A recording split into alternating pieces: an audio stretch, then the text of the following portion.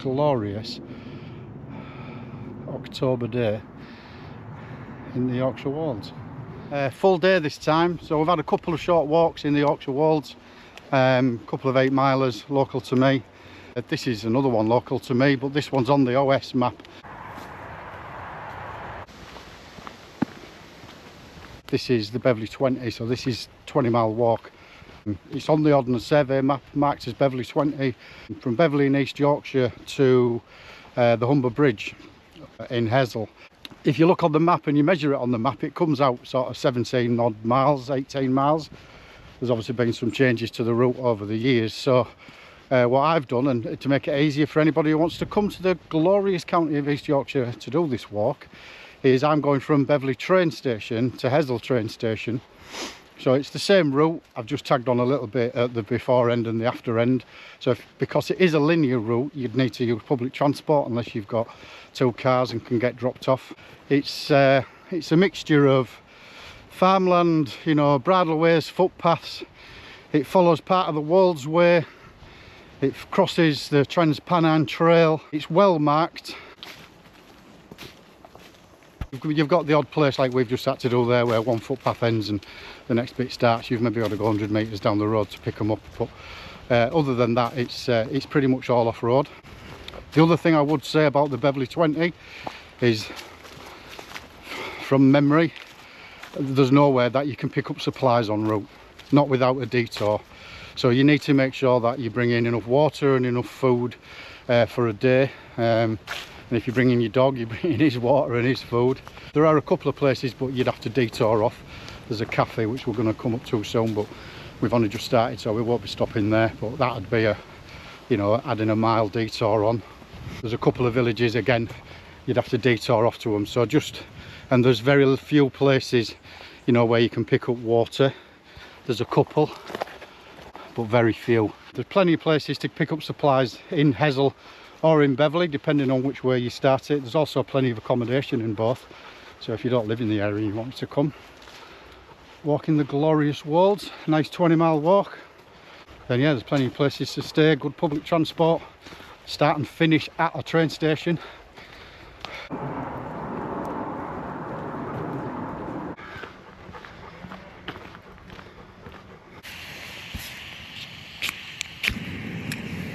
Scout's having his breakfast, and then we're having ours. A little cheer charge and a cup of coffee. Jet ball going, just let that cool down for a bit, and then we'll get on our way again. I mean, if I'm honest, going to the effort of carrying the stove, making a stop, boiling up water, making a hot drink, having a charge bar, it's probably a bit over the top for just for a one day out 20-miler, but we're prepping for something else. We're prepping for that multi-day hike where, stopping, knowing how long it takes to boil up, to stop and actually stop, take a minute, have a drink, refuel. You've got 10 days to go. I'm not trying to smash it all out in the space of a day or two. So, if you want to walk 20 miles, having a couple of stops, being able to make a hot drink, especially in the winter, taking that time, that's important. So that's why I'm doing this today. I've gone to the effort, carrying my jet boil, carrying a bit more water than I normally would, having a stop, boiling up a drink. It's mainly for the time. I want to walk 20 miles today. I want to have a couple of stops. I want to be able to heat up some food. I want to be able to eat. It's not an endurance race, as I've said before. So it's also important because I'm bringing Scout, just to make sure Scout gets a rest. We think they can run around all day, and they pretty much can, but they also need a rest. He needs his food, he needs his water, he needs just a little bit of chill out time. So it's making sure I bring enough food for him as well as me, and we have a few stops along the way just so he can have a little chill out and a little sit down.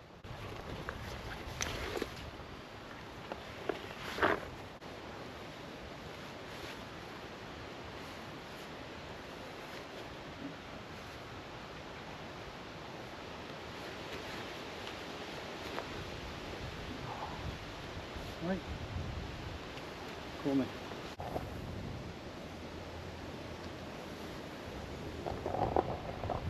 Make sure we leave the place as we found it.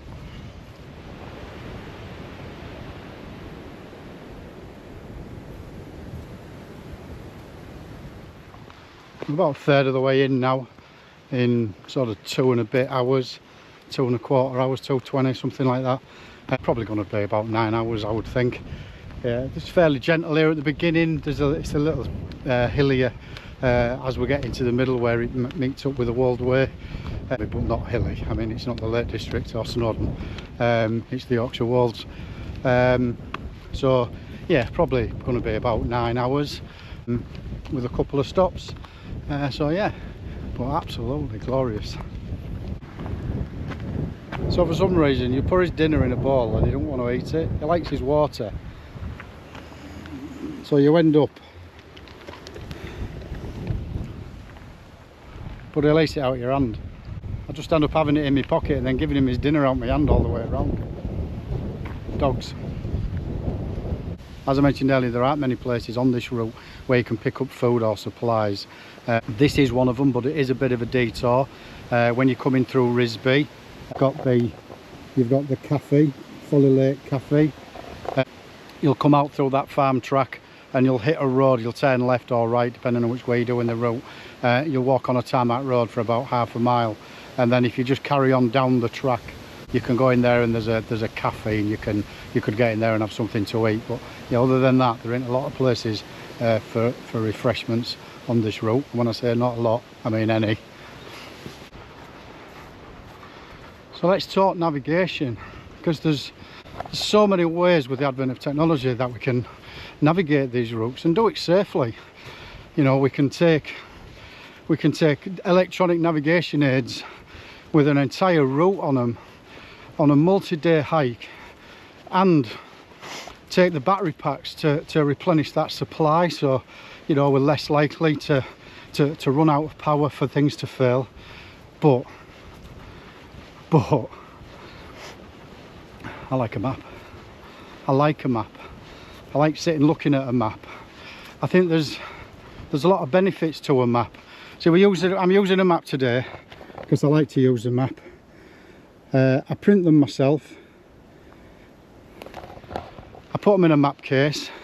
I walk along and I have my thumb on things, and I'm collecting features as we go. So I'm walking along this hedge line now.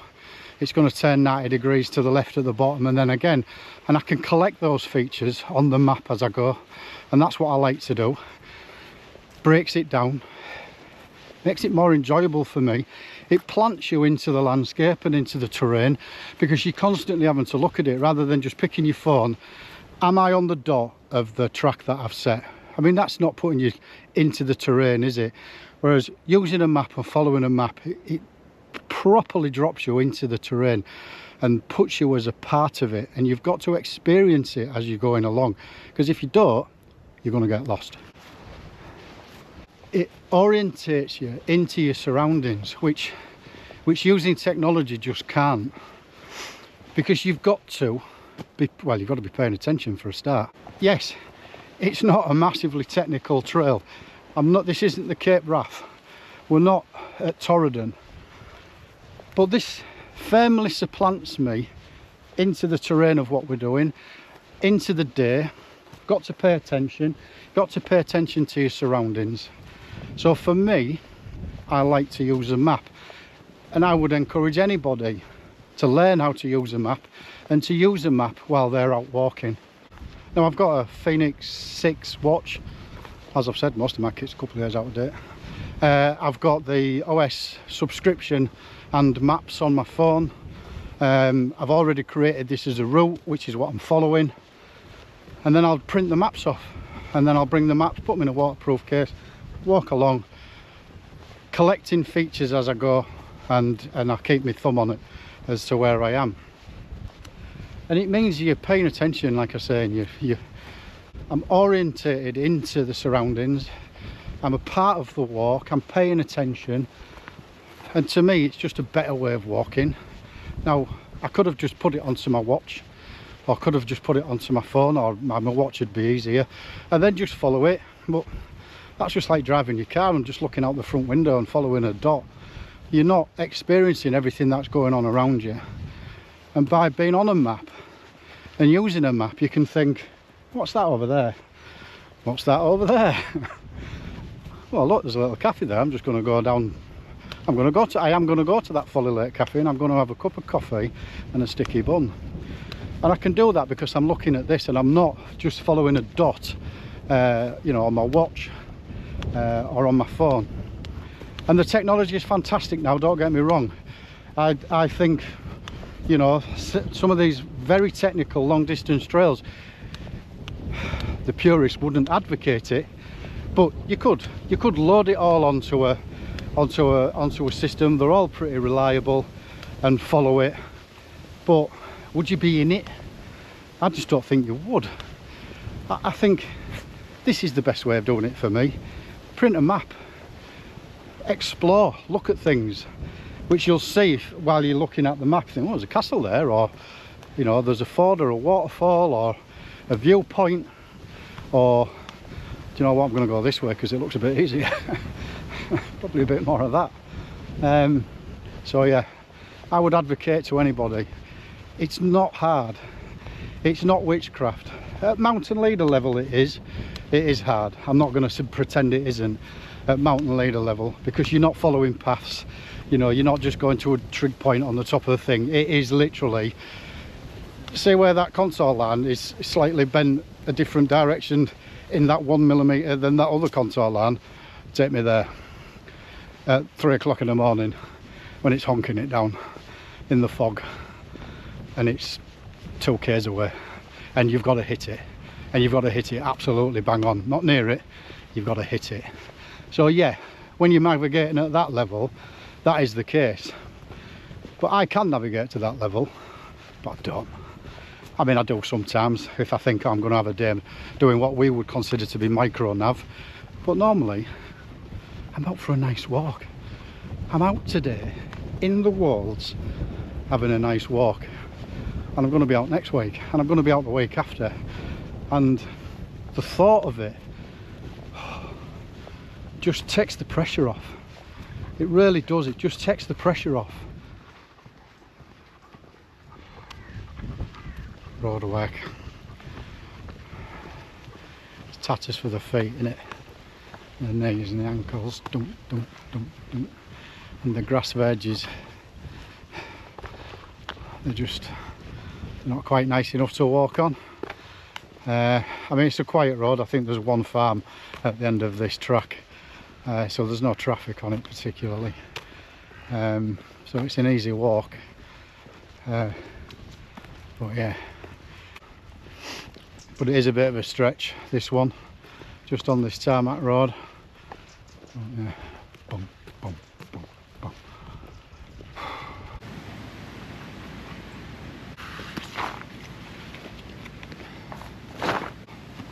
Lunchtime. The mountain lunch of champions, in my opinion. That's not mine, that's Scout's. Get you a drink, kid, eh? And your dinner.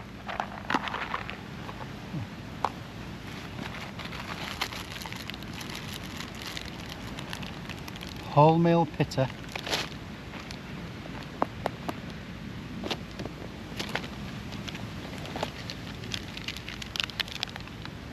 Pepperami. Soup.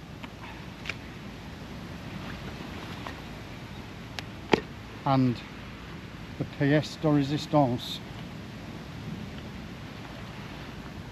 Squeezy cheese. Squeezy cheese, wholemeal pitta and pepperami. Let's get you all done first.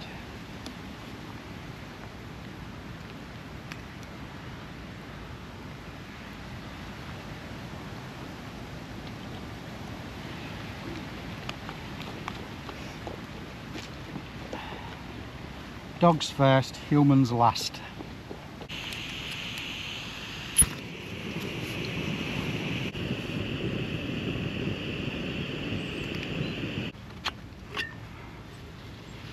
Get well indeed.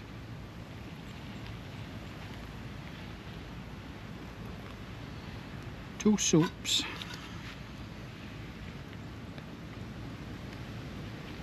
Just the one. Wholemeal pitta Squeezy cheese.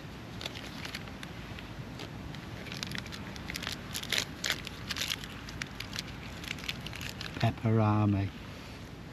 And the main reason I like all this is, hello dog, there's a lot of calories, which is what you want on a good day. But you can't spoil it. You can't flatten them. That ain't gonna get wet and be no good to you. And you're not gonna damage that. So what's not to like? For me, it is just great mountain food. Obviously, but not on a mountain. For me, it's just great day out walking food to stuff in a rucksack, because you can't damage it. I mean, it's not going to win you any Slimming Well prizes, but what you want is calories anyway. And it's not vegan, but vegan options will be available, I have no doubt.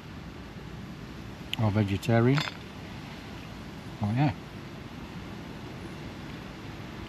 Can't hurt it.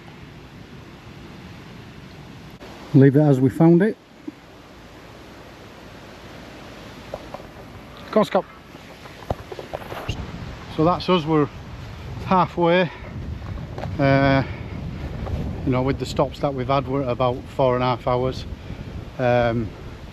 We just had sort of half an hour. I'll sit down there, let the dog have a rest, put my feet up for a little bit, have some soup, 2 soups. So yeah, halfway. Feeling pretty strong actually, going pretty well. 2 miles further than we've gone. This is walk 3. I think we've done a couple of 8-milers, so this one we're already at 10 miles. Feeling pretty strong, legs are feeling good, feet are pretty good. Just coming down another little bit of road work, I think, or just crossing this road. But yeah, we are halfway, 4.5 hours. That's with a sort of couple of stops. Probably won't stop again now until we get to the end. Well, we're still making good time. We've picked up the Wolds way now. This will run us all the way down onto the foreshore, down to the Humber Bridge. Then we'll carry on a little bit further beyond the Humber Bridge and back to the train station. But yeah, we're into the Wolds now. There'll be a bit of woodland to go through. Yeah, it's a lovely part of the walk, this. He's having a great time. I think we're 12 miles in, he's about 20 already. So he's done his Beverley 20 already. So my plan for navigating the coast to coast is to just use that graphic on the Wainwright wall, I think it is. I'll put that up now. And just plot those principal points of the route. Not to sit with all the maps out and draw the route, you know, yellow highlighter across a load of maps and all of that. I might change my mind. I'm going to go left around that lake rather than right. I'm going to go and look at a waterfall, all of that. And what I don't want to do is just be, you know, head down, following the dot, you know, start to finish, like some endurance trial. So that's the plan, is to just map those principal points that are on the graphic on the Wainwright wall between St Bees, Robin Hood's Bay. Get a map and then just navigate between those points using the map as I go. So that's the plan. So yeah, get yourselves out here and do this walk. What a cracking day it's been. 20 miles, good day hike, good linear route, good transport links. I'm doing it from Beverley to Hull, or Beverley to Hessel. I think psychologically it feels like you're going downhill if you're heading south. Thinking about it, it probably is a bit easier this way. You probably are going from higher at Beverley and obviously down to the foreshore, which is down at sea level. So you know, it is technically downhill this way. A little bit easier. The transport links into Hessel probably better than into Beverley, you know, for the mainline stuff, because it'll come into Hull and then from Hull, you know, back out to Beverley. So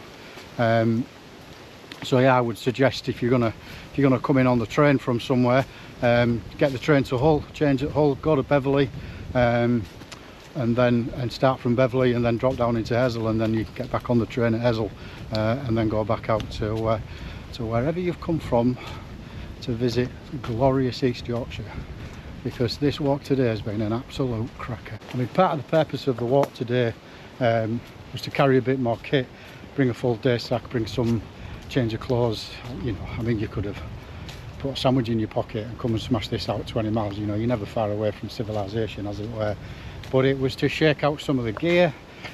You know, does it want to sit where it wants to sit? You know, I've brought my jet boil. Should I have brought my MSR whisper and a kettle?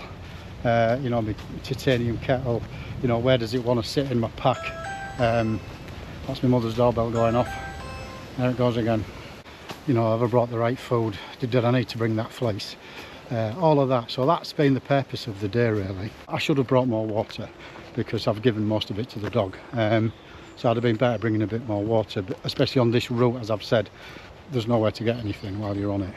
So as a shakedown day, it's been really good. It's been really effective. We've learnt a few things. We've got our eye back in. We've realised just how much I like map reading. I'm a bit of a map nerd, I'm sorry, I know I go on about it. As a shakedown day, it's been really good, really positive. I can smell the Humber. I mean, not literally, thankfully. I think a 20-mile day is about enough, certainly on this terrain. Put harder terrain on, you know, you'd probably want to bring that down to about 15. You know, 20 miles is a tough day. I'd bring more water because of the dog. I've given the dog most of the water today, and as I've said, there's nowhere to get any on this route, so I would have brought more water, and will do if we do this route again. Starting to feel it now, again, which is the whole purpose of the day. So yeah, very successful day, a great walk, and we are nearly at the Humber.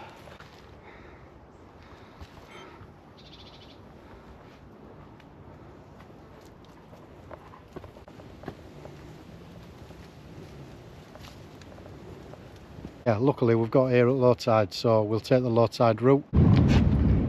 So we didn't film that bit because I knew you had to go one-handed. I was going to end up flat on my face, up to my eyes in mud. So there's Balado.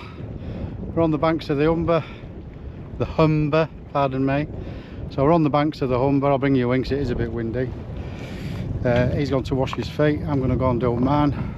That is an absolute mud bath to get through, but we've got there. This now is the low tide route.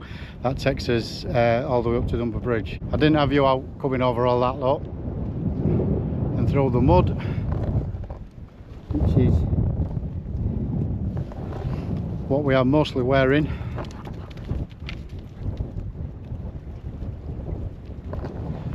He's having a great time. If I'm honest, my advice would probably be take the high tide route, because if you were starting at this end, you're now going to walk all the way to Beverley, up to your knees in mud. Luckily for me, I've only got to go about another 1.5 miles. But if you'd started off this way and you'd followed this route, and by the time you'd get to the steps, that takes you up, and that's the bit. It's from this solid area of sand up to the steps. It's just knee-deep mud. If you want to do the Beverley 20, or you want to do the Wolds way, in fact, which follows this same route, I would suggest you take the high tide route. Alright, you're not going to walk along the mighty Humber, but then you're also not going to be absolutely covered in stinking mud for the next 20 miles if you're doing the Beverley 20, and the next 80 miles if you're doing the Wolds way. So yeah, take the high tide route would be my advice. But if you do decide to walk along the banks of the Humber, the trick is to stay close enough to the water that you're on the more solid sandy bank, and don't go too high away from the water line, because all that is thick mud. I would suggest take the high side route, but if not, and you don't want to walk along the banks of the Humber, then stay close enough to the water where it's a bit more solid, and avoid being too high up, because it is just thick mud. So yeah, my advice, I'd just avoid that. That's 1,000,000% better. We finally managed to get off back on the path. There's about 1 kilometre through the mud. My advice, just take the high tide route, keep your feet dry.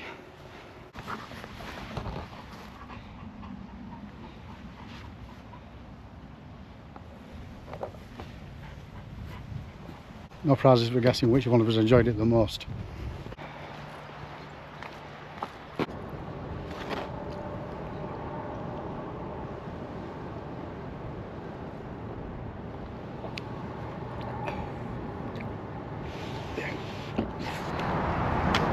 There we are.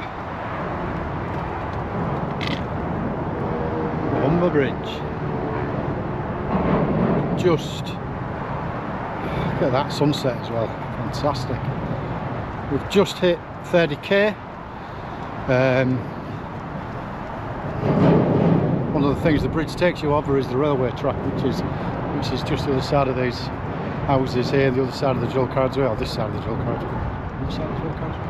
The other side of the dual carriageway, as you can just see through there. So we'll just walk down to the end of here, bob up the road, cross over the bridge, down to the train station, and we'll get the train from Hessle back into Hull. Beverley 20 done. Well, nearly. This is about the Beverley 19 in a bit, so we'll just go up to the train station and that'll be the Beverley 20 done.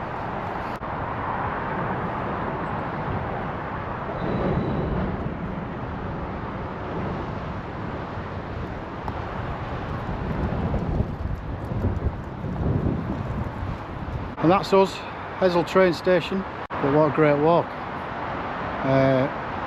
Great transport links from here if you want to go on beyond, back into Hull, or back to Beverley to pick up your car, or back out the way you came in. But yeah, that's it, Beverley 20, all finished.